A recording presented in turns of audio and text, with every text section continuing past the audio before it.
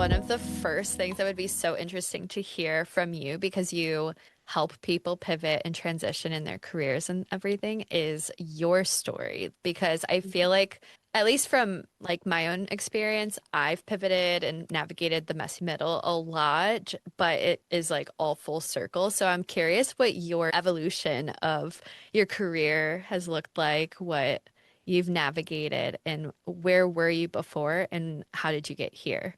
Yeah, sure. Well, I actually studied political science and communications at university because I thought I wanted to get into diplomacy. And I mean, at the time, I sort of had an idea, but there was nothing really set in stone. Like, I didn't have like a 10, 20-year plan for my life. I was, oh, well, this sort of feels good for now. Left university, did some traveling, came back, and there was actually a really devastating earthquake in my city in Christchurch, New Zealand in 2011. And from that, whilst it was extremely devastating, out of that came a lot of opportunity, unprecedented opportunity in the city for all kinds of people in terms of rebuild. And so I fell into that, into the regeneration of the central city. So that looked like delivering really large scale projects in the central city. So project management, design management, we got these like incredible architects out of Melbourne to come and help us, redesign the central city. I was working with engineers, all kinds of engineers, like activation specialists, placemaking specialists, all sorts of different people from, a variety of different backgrounds. And that just like really introduced me to the world of projects and fell in love with projects and project management and delivery. And yeah, I stayed in that world for nearly 14 years and it was incredible. It gave me so much. What I really enjoyed was the really fast-paced side of it. Like things were just constantly moving. Yes, it was highly political, which was challenging at times, but yeah, just fast-paced, constantly reiterating, refining. I think I really enjoyed that side of it. Like, how can we do better and be better and take what we've learned from what people have learned from other projects around the world and how can we make Christchurch even bigger and better? So it was fantastic. I absolutely loved it. I grew, I got promoted, I was highly valued, I was good at it, even though it wasn't really the plan for me.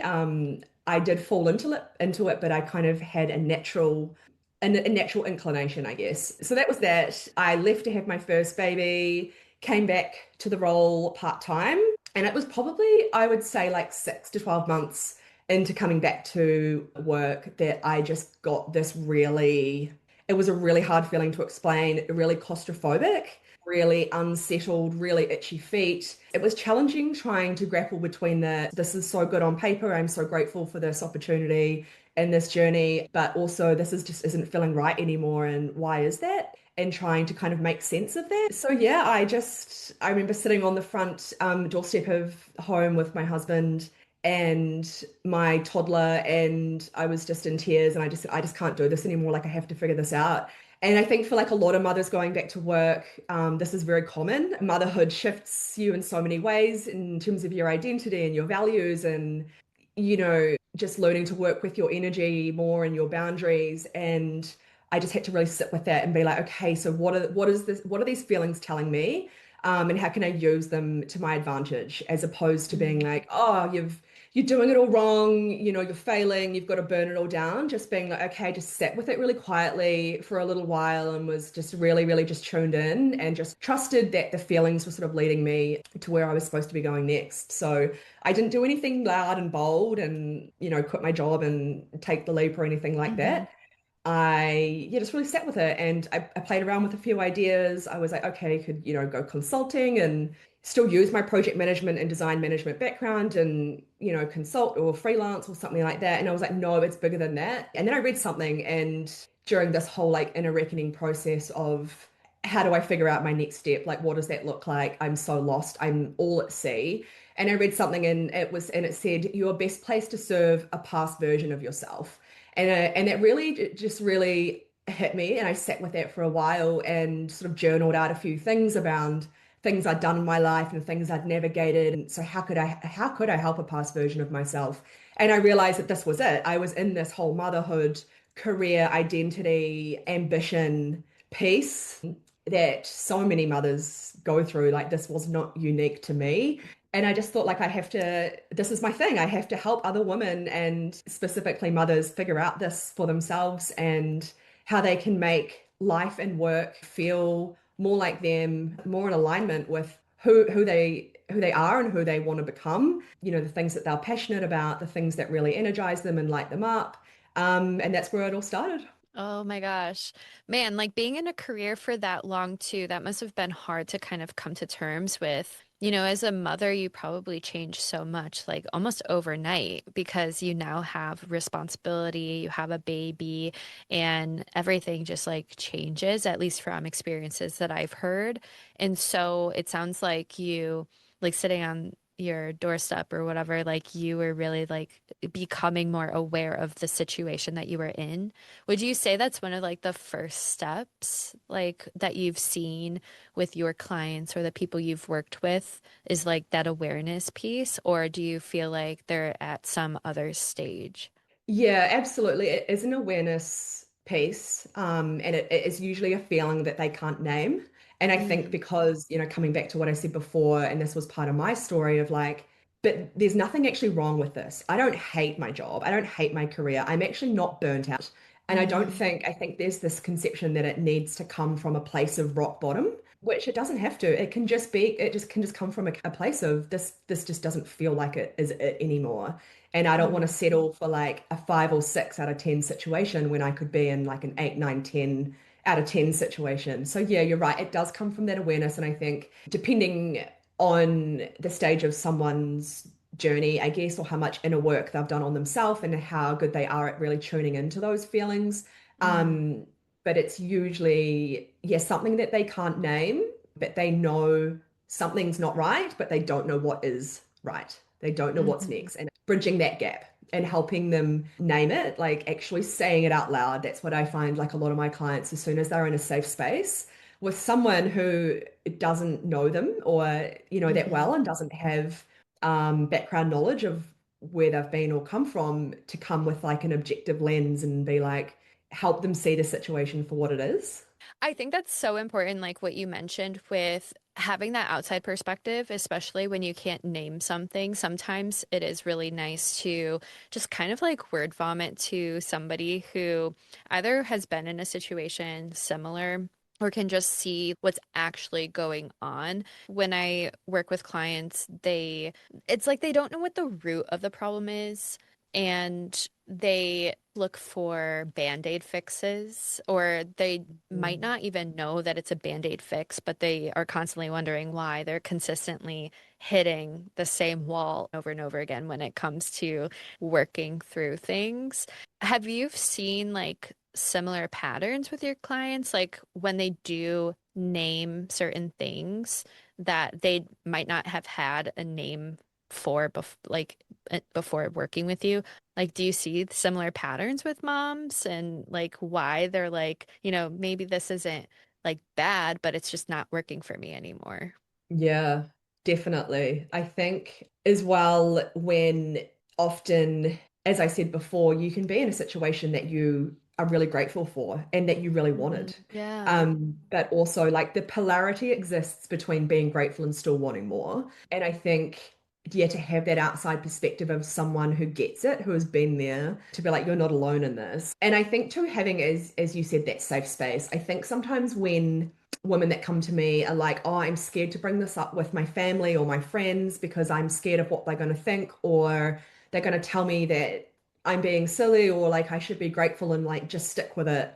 But yeah, I think as soon as they have that conversation with me and they name it out loud, and once they've said it, you can't unsay it. You're like, oh my gosh, I've put it out there now. Like I have Hmm. to do something with this. Like it's almost like a permission slip to finally move forward and just make them feel like it is okay. It's okay to want more. It's okay allowed to change. It's okay to evolve. Like we're all doing that all the time. So you may as well lean into it and work with it as opposed to ignore it and fight it. Because in my experience, when you do that, it doesn't work. You can only ignore the truth for so long. And it Hmm. always, like that inner knowing always has a way of like fighting back at you and Yeah, steer yeah, I'm and sure. steering you back on the right path. Yeah. Yeah, I'm sure like a lot of people could relate to that who's listening or who have gone through different versions of themselves or careers. Was it hard for you to admit it to other people in your life that you were changing things up or Mm. you needed change? I don't think it was hard to admit it. I would say the hard thing for me was articulating what it was I was doing because I hadn't made sense of it myself in my head. And I think when you're quite in, like I'm a manifester in human design, so I'm a vision, like I'm a visionary. Like I like to envision things, like I can see things in the future out there and I can really feel into them. And I think sometimes that's a feeling that makes me feel like I know I'm on the right path, but it is hard to explain and it is really hard to articulate. So yeah, I Mhm. didn't have like a problem being like, okay, I'm done with my this chapter of my career and I'm moving on to the next one. It was more articulating to others like where I was going and what I was doing when I hadn't quite made sense of it yet. And then I realized that that's actually totally okay because that Mhm. comes with time, that comes with putting yourself out there, speaking about, what you do, and over time it becomes clear. And I think a lot of people get stuck in that loop of like, oh, it doesn't make sense yet. I need all the clarity and like all the confidence before I, am able to like talk about what I'm going to do. And when in fact it's the opposite, it's the other way around. Like Mhm. that clarity and that confidence and that conviction in what you want to do comes over time, like when it feels Mhm. messy and uncomfortable. So I think flipping that around is really, really powerful as well. Yeah, it's like you kind of have to like get your feet wet to Hmm. get more clarity. It helps you build the momentum and you're like, wow, like maybe I don't know what the final destination is, but as I keep progressing slowly, softly, or just like in a way that makes sense for my energy or whatever it is, it's like you keep getting closer and closer to that clarity. And you're like, Hmm. oh, I like this, or oh, that's not for me. Would you say it's kind of like an experimentation? Because I kind of view like a transitional phase as like an experimentation. It's like you kind of have the freedom to test things out, like try new things that you didn't know were possible. Yeah, 100%. It is. And that's what I like to say to my clients is like, let's just get in the sandpit and like play around. If you don't like it, we can just knock it down and we can start again. Mhm. And that's exactly it. Just start with ideas, see how they land, see how they feel to talk about with other people and how it feels like in your body a little bit. Like do some writing, create some content, see what feels fun to, create and deliver and talk about and move from that place. Like that's what I say to my clients is like you do not have to have the full picture figured out right now. Let's just focus on the first energizing first step. Like what is that first step? What does that look like? Is Mhm. that upskilling in an area? Is that doing some market research in an area? Is it, joining an online community or group? Is it, having a conversation and networking? Like whatever it is, just take that first low lift, like low stress, low pressure baby step and just see what happens with it. Just completely take the pressure off. Yeah, because like what's the opposite? It's like you put so much pressure on yourself. You have like almost all of these things lined up for you to do. And it's like that can cause so much frustration or tension or even procrastination because it's like overwhelming. So it's like when you have maybe one micro goal or task to focus on, then it's like, Mm. oh, okay. I'm a checklist girly. I'm like, oh, I checked that off, like I feel good. On to the next. So Yeah. that makes a lot of sense. When you were like going through this transitional phase yourself, what were some things that you experimented with if you tried different things? Yeah. Well, like my first thought when I was like, okay, I know I want to create work on my own terms. I know I don't want to go work for someone anymore. And yes, it was a flexibility thing around having children and just being like tired all the time. Like I wanted to work with my energy more. It was that, but it was bigger. It was like a soul level thing. It was like Mm. I know I'm meant to be doing more and impacting more in a bigger way. But I was like, okay, the first thing that makes sense for me is to use my existing skill set in project management and project delivery. And how can I do that differently? Possibly I could become an online business manager. I talked about before as well, like I played around with consulting and freelancing as like, yeah, the OBM route could be really cool to kind of dip Mhm. my toes into like the online world.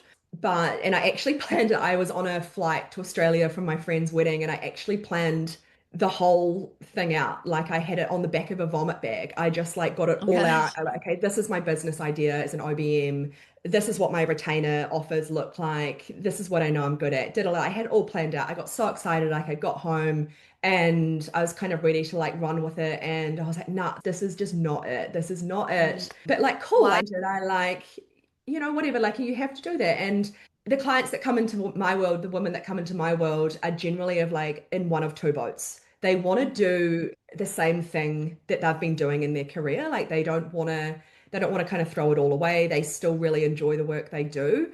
They still want to use the skills and the qualifications that they've got and the experience that they've gained over the last 10, 15 years, but just do it differently for them. Fractional work, consulting, that sort of thing, really good for like experienced professionals. The other boat is like, I want a complete pivot into something completely new. And I don't know what that is. And that was my story. There's no obvious through line between project management and becoming a career pivot coach. But there are so many similarities, like so many of the skills and the strengths that I brought to the table in my project management days, I'm bringing to the table in this. Like, for example, one of the key things I help my clients through is actually reverse engineering from where they are to where they want to be. Mhm. And so what does that look like in terms of timeframes, in terms of risk, in terms of like who are the stakeholders in your circle, like your family and your friends and your colleagues, like who do you have to have conversations with? What kind of upskilling do you need to do? So there's Mhm. all these things. It's like you wouldn't think it would be managed like a project when in fact it is. Like there's parameters and there's things that need to be done and tasks and actions and things to be tracked and like all of that sort of stuff. So I'm actually bringing that experience into what I'm doing now. And I think there's always going to be things in past lives and past roles and seasons of your life that you're drawing on and you're bringing into the next one. Like we're never ever starting from scratch. And it often feels like we are for a lot of women. I think that fear of like, oh my gosh, I'm starting from nothing and I'm burning it all down and I have to like learn all these new things. And when, I can kind of put my clients at ease in this way, I'm like, look at all these through lines, like look at all these Mhm. similarities, like you're honoring your past and the things that got you to where you are, and then you're bringing all those things with you, and then you're leaving all the things that are no longer working. So it's a Mhm. really beautiful kind of like full circle thing. Yeah, I love that because I have this philosophy around soft pivot, and it's pretty similar where it's like you don't have to reinvent yourself overnight. You don't have to reinvent your business overnight. Some people do more of like a hard pivot where they are changing maybe their industry, but it can take time because there is a lot of like risk management involved. Some people, they're like, I'm burning my business down and they don't have a financial plan or they're not considering everyone who's involved, like their family, or they have to pay for food to get on the table. I love that Mm. you mentioned that as well. And I think a lot of people will really take value from that perspective because you don't know where you want to go. Or like you don't know like where you want to land, having some sort of timeline, but it's more so of like what are all of the things like that I Mm. am that I can help people with. And you don't really have to name it in the sense of like an industry or whatever, but it's like you said, you're using a lot of your skills from your previous career that now you are using in being a career pivot coach and everything like that too. People need to know this because over the years, we've seen a lot of people burn their business down because they got burnt out or they're not making money or they lost interest. But I found it so interesting, kind of in the beginning of the conversation too, that you didn't change your career because you were burnt out. It was like it just wasn't working for where you were at that life stage, right? Yeah, like people who pivot, it doesn't always have to be because of their burnout. For me, it was a little bit of burnout, but I think it was because of the pressure I was putting on myself like so much. And I Mm. was like trying to do what I thought was the way to be successful and things like that. How do you trust yourself to make decisions for your business without like the constant noise on social media or that you see other people doing? That's a really good question. That's actually been a lot of my work this year is blocking out the Mm, noise and putting my blinders on. I think the first 12 months 12 to 18 months was a lot of absorbing all the information and all the strategies and all the Mhm. suggestions by, people who are like specialists in their fields. And I think that was great. I think I love to learn off others. I love to connect in that way. And I also love to outsource where I can Mhm. and invest in myself because this was a whole new thing for me, being in business and online business. And it's moving so fast. Like the game is changing so fast. And you kind of do have to keep up, but it's just finding that balance between finding something and sticking with it long enough before switching up strategies. Because I think it's so easy to be like, oh, it's not working, burn it Mhm. all down, start again. But actually sticking with something long enough. And I mean, like content strategy, I mean, your offers and your messaging and your positioning. Like, you have to stick with something long enough.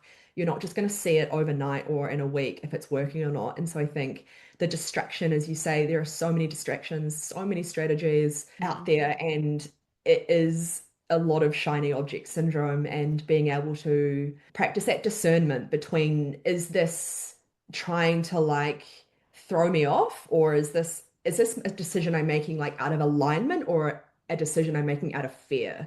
And being able to make that discernment is really hard, and it's really nuanced because something might be in alignment and you're like, I actually have to go for it. Or it might be like, oh, I'm making that out of fear of getting it wrong. And like, I have to keep changing and switching because if I'm not, I'm doing it wrong. So, yeah, it is a lot of going inwards and really learning to trust yourself and who you listen to and what information you sort of take on. Yeah. Yeah, I think like sometimes when we're in the messy middle of a pivot, it's hard to put those blinders on because you're trying to find answers, right? Like Mhm. you're like, why do I feel this way? What is causing me to be stuck or feel chaotic or scattered? And I feel like when there's so much fed to us, like online or Mhm. in like the business world, it can definitely be hard to kind of like Mhm. stay focused in a way. I just had a conversation today about kind of like this, like with somebody who's going to be on Dear Creator.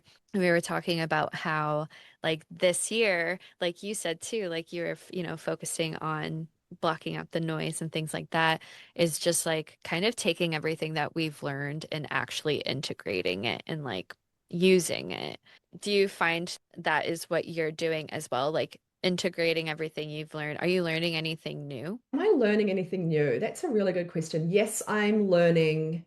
At the moment, I'm like headfirst in launch strategies. I've Mhm. joined a really great course called Launch Your Own Way by Kelsey McCormick. I think you might have interviewed Kelsey, did you? Yeah, she was on Yeah. tour too, so Oh my yeah. gosh. She's the Yeah. greatest. Yeah, so that has been a game changer. I think as a manifester, as like a visionary kind of person, I get really I see a lot, I have a lot of ideas and I want to execute on everything, and just being able to like ground myself and focus Hmm. and show discipline and actually executing on tasks right in front of me instead of getting lost in all the noise and like the excitement has been, yeah, focus, just having a plan like I'm not. And I know that's why Kelsey created the course too, because she's got a bit of a squiggly brain and she's like an Hmm. ideas girl too. So that was why she created it and wanted to help other creatives do the same thing in terms of creating launch campaigns. So that's been a really, really cool one for me the last couple of months, is diving into making my offers shine and sell and creating launch campaigns around them. So that's been a cool one. That's really all I'm doing. I've done a lot of like investing in myself and learning over the last couple of years. And as you said before, I think now I'm just in a season of, okay, like let's just settle down, let's just calm down, let's integrate, Hmm. let's tune in, let's cut the noise out. Let's just do a few things really well and let's just keep moving the needle and getting that momentum. And I've really felt a shift the last couple of months having a focus because I've just pivoted my main offer, which was a 3-month mentorship. I just pivoted it Mm. into a group program, a 2-month group program.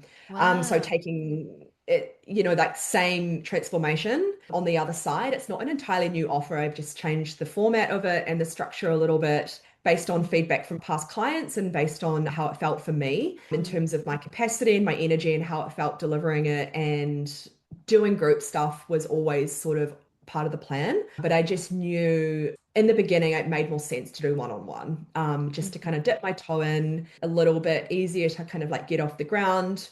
as well, I knew that doing one-on-one would help inform group containers in the future because I only really knew my experience, post-motherhood, identity, career, ambition, and I knew so many other women were going through it. But I didn't really know, the intricate details and how they really were feeling and what they really craved and what they were really struggling with. So I think doing one-on-one was really, really beneficial for me to kind of get that information and do that kind of market research and help women from all different industries and areas and niches and backgrounds and all that to be able to like better inform a group program, if that makes sense. So that was a kind of natural evolution for me in that way. I'm not really sure if I answered your question. Maybe I did, maybe I I didn't. think so. I don't even remember what question I asked. I Yeah, could just like talk and yap and listen and everything all exactly. day. I think that's such a good point that you mentioned though. There's this progression to getting to the destination. Maybe your destination Hmm. is to eventually launch group programs. And so in order to do that, how can you best serve your clients or understand their needs to then form that group program? And a really great way to do that is the one-on-one. I always feel like I'm learning. It's not that I don't learn a lot from my clients in a group container, but I do have that like one-on-one with somebody and like you have more time with them. They have more time with you. You kind of have that close communication and like really can understand the nuance and complexity of their business or like what's going on in their life. And that's like a really good lesson I feel like for anyone listening who might be wanting to even develop a course. I think it's good to, and it could be like a self-paced course. It could be really good to just have some one-on-one time with some people and really try to understand where they're at and how you can help them. Yeah, that's a cool thing you mentioned actually, because my sort of like what I have in my mind for the future is to run the group program for a while and then turn it into a course. And I've got some ideas around that as well. And this is what I like to say to my clients when we're working through things and things are feeling like really overwhelming and a lot for them to get their head around because the options are endless and there is so much potential and there are so many different ways of doing things. And so I say, okay, let's talk about that. We talk about the three P's, right? So like what's possible? Like let's talk about like a vision for like 3 to 5 years. That's what's possible, right? And then what's actually practical. So like let's talk about like 12 months. And then like what's actually a priority, like within the next like few weeks and months. So like I think breaking it down in that way and it makes the journey feel like a lot less intimidating and Mhm. overwhelming. Because I think when we think about all the possibilities and all the things that we could do, like there's multiple ways of things panning out and manifesting for us. And I think when we focus on too much on the what, we get really lost. We kind of lose sight of all the different ways they could pan out and all the different avenues of getting there. And we miss opportunities along the way. So I'm like, okay, let's create and hold a vision for like that kind of 3 to 5 years. And then let's just like bring it back. Like let's ground it in like what's a priority, like what can we do right now? So Mhm. hold on to how it feels, but let's anchor it on like what's actually the tangible things that we can do, and then keep adjusting that because that evolves and that changes all the time as well. Like that's not set in stone. So yeah, I think like I call it the ladder of believability because I think we can sometimes be like, oh wow, I can do this, and but it seems so far away and it seems so out of reach and there's no way I can do that and how am I going to do it? And then we sort of self-sabotage and stop doing it and burn out or whatever it is. So yeah, I like to make it feel like the next steps that you take they're feeling edgy and uncomfortable. It's like a healthy combination of edgy and uncomfortable, but also doable. Like I'm actually going to Mhm. do this. Like it's achievable. Oh, that felt good. Like I did something that was kind of uncomfortable, but I did it. And so like, what's the next thing? And that's like where we start like climbing the ladder of believability of like, what's next, as opposed to trying to reach for those big goals that are out in the Mhm. future. Yeah, it like probably helps build confidence over time as Mm. well. And it just reminded me of how I think this spring I went in and I was like, Dear Creator, it's gonna be this, it's gonna have this, and like all the things. And I'm like, I'm literally the type of person to be like, oh yeah, I could do that tomorrow. And it's like, no, I can't. Yeah. So I'm so like glad and grateful for you to like share that 3P framework because I think that'll be helpful for everyone, including myself, because I'm an ambitious girly. I'm just like, Mhm. I can literally do all of this, but like when I look at the what I'm actually doing, like what's actually attainable, what my goals are, and like where I'm at with like my capacity or energy and things like that, it's, oh, wait, Morgan, scale it back a little bit. Like you can still do this or that, but like there's like the big project, which is might be like that big vision, and then there's like sub projects under it. I'm thinking of like project management, I guess. And then there's tasks, and then there's quick little things you can do in a short period of time. I'm a very visual person, so I'm just imagining all of that. Mhm. But I think that framework is going to be helpful for people who are like, I have this vision and I want to get there tomorrow. It's like, okay, maybe you could get like a little step towards that vision or something. Yeah. Yeah. Yeah.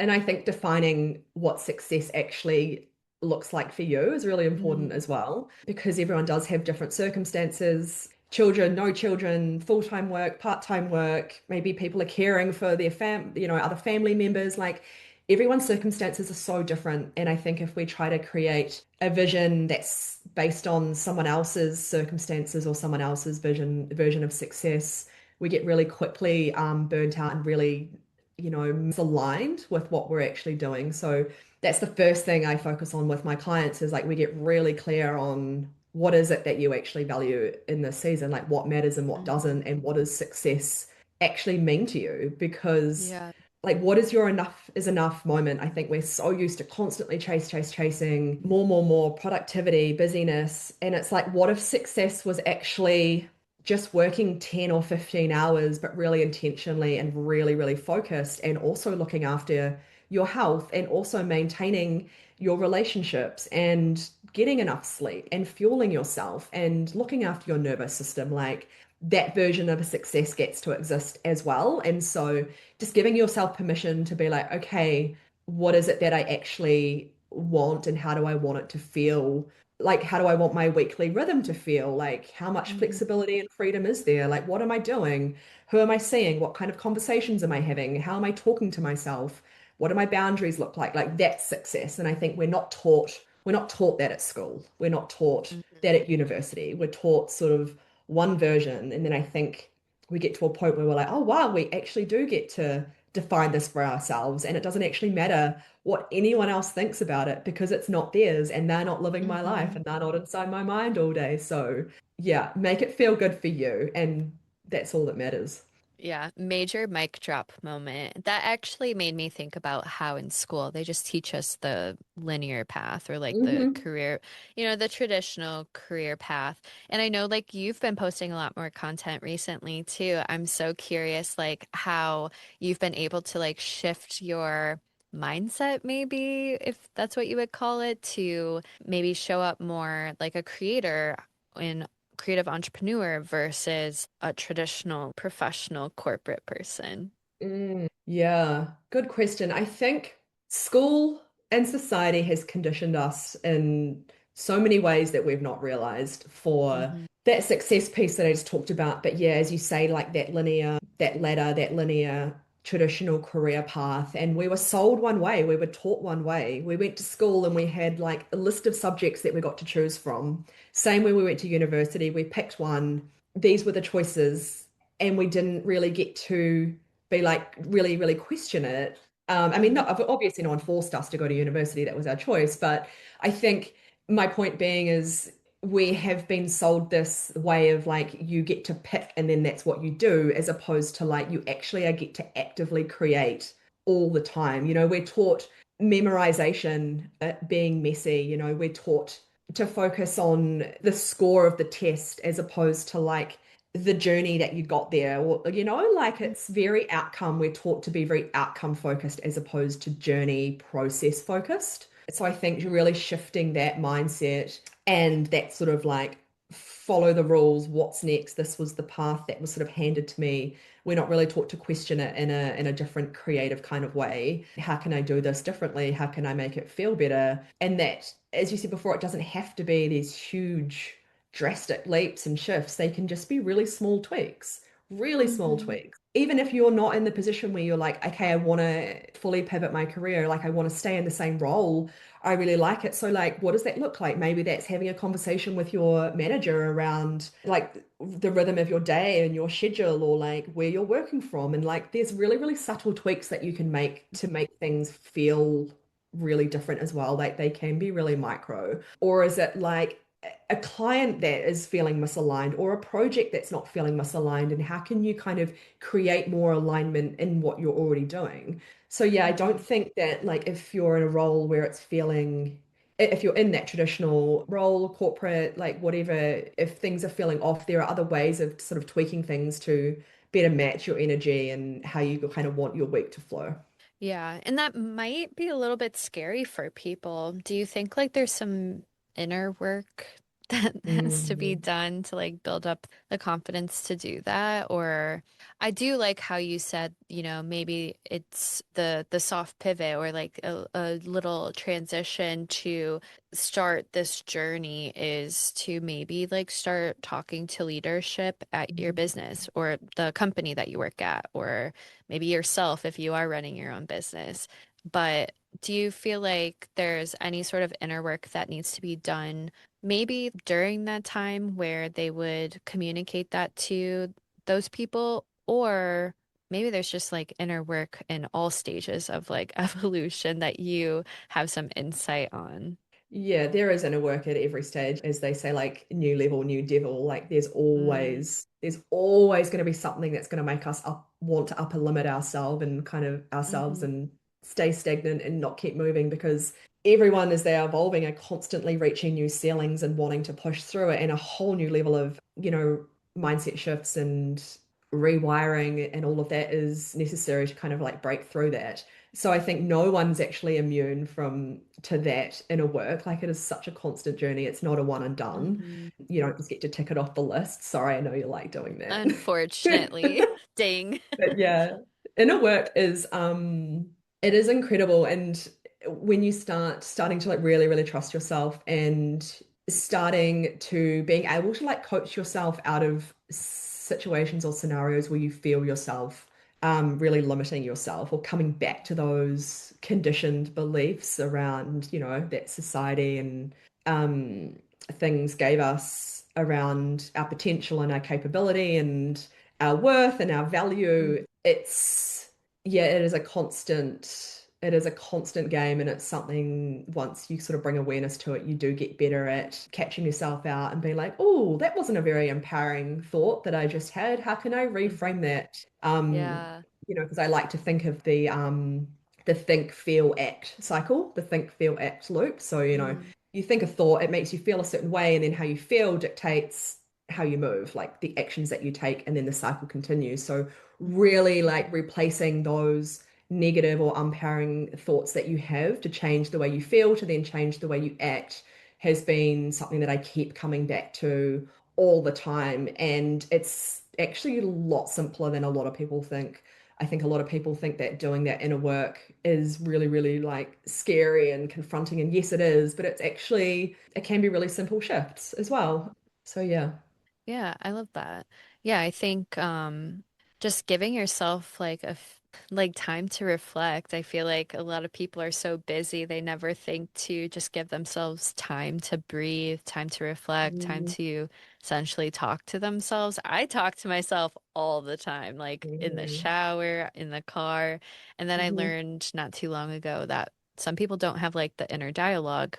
And I'm like, that's fine. Maybe there's ways to journal or, I don't Mhm. know, talk to yourself in the mirror or something. Yeah. But I love that like you're so equipped with like these different frameworks and like support tools and things like that. And I think going through a transition or career pivot, it's a journey. Like it's definitely not an overnight thing, but you probably learned so much about yourself and like what you can, like almost like what's your threshold, Like Mhm. what is your capacity? I think of like a vessel or a cup filling up with water, and it's like being able to identify like what like spills the water like out of the cup, and Mhm. that's like your capacity, or just Mhm. identifying things that you're just like, I don't actually want to do that anymore. It's kind of empowering, like to be able to release some things that maybe you thought you had to do and then move forward with what you do want to do and stuff. Yeah, so true. Yeah, I love what you said about that threshold and that developing that capacity for uncertainty and Mm. discomfort, I think is something that we're not programmed to go after. Like the human mind just loves certainty and knowing what tomorrow is going to bring, right? And Yes. being able to be like, all right, if I decide that I want something different tomorrow, that's not going to threaten my survival. Hmm. So yeah, you make a really good point, like developing that capacity for change, Hmm. and for more and for uncertainty and not knowing what the path ahead looks like or how you're going to do it, just like being like, this is so exciting, like to those reframes, like, yeah, it's really scary and overwhelming and unfamiliar to the body and the nervous system is just like, what is this? But settling Hmm. into it and being like, I am safe. It is okay. It is okay to think a new way. It is okay to test ideas and new ways of doing things without it being this like whole big overwhelming thing. Yeah. Doesn't have to be so dramatic, even No. if it feels that way. Yeah, it does feel that way. And I just think being around people and just being able to speak like this just helps so much. So I think just, yeah, for anyone just going through a season of navigating change, whether or not you know what that change is that you want or not, just like seeking out people who get it, or maybe they're not even on the exact same path, but a similar Hmm. path and they know what it feels like. And just to have that conversation just makes you feel so much less alone. And it's just okay. You just realize like how many people are going through it who are maybe just not talking about it. Hmm. Yeah, I feel like community is a huge help to that because it's just like they're literally like the people to lean on and to relate to and on social media or in the entrepreneurial space and like marketing and things like that we don't really see the realness, which is why I'm like, dear creator, let's Mm, talk about all the stuff that nobody wants to talk about yeah, or admit. So I'm just so glad yeah. that we were able to have this conversation. Do you want to shout out Mm. anything like your group program or your offers that you'd like to invite people to? Yeah, of course. That would be great. Yeah, before I do that, I just want to say thank you as well for like creating the space and creating Dear Creator. And as you say, being able to have those really raw behind the scenes conversations that we may not be seeing online very much, like that messy middle where it feels really scrappy and we're figuring things out.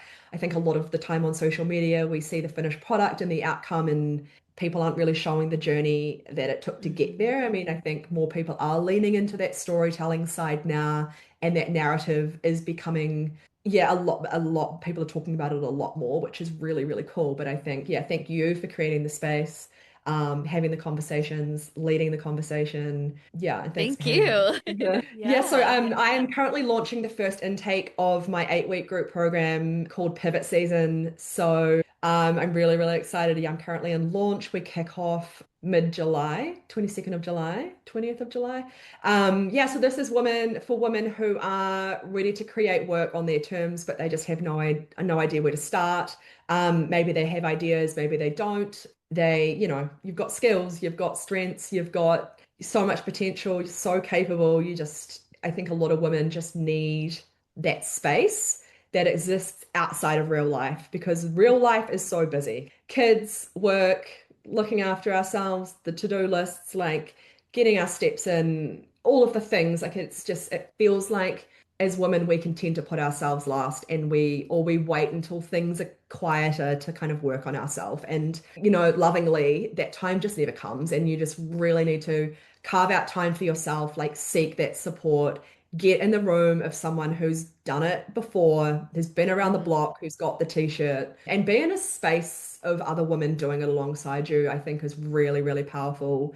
In my experience of being inside online communities, it's just that like osmosis of Hmm. sharing information and challenges and wins and struggles and just brain dumping ideas and people feeding off each other. It is the fastest way to fast track yourself Hmm. from where you are to where you want to be. So yeah, I've created a space that I wish I had at the start of my career pivot journey, I duct taped together a lot of things in my own journey, from mindset coaching, all these different marketing strategies, and trying to figure out like what my what was, like what am I doing? Who am I helping? What am I helping them with? How am I doing it? That took me such a long time to figure out. I took the long way, the long route, and I was like, I just want to create something where women can come to get the clarity faster, the confidence faster, the ideas, the frameworks, the tools, the plans, and it all just be in one place. So I'm Mhm. really, really proud of it. I'm really excited. I know this is just the beginning of it being the first intake, and it's going to get better and better and better. So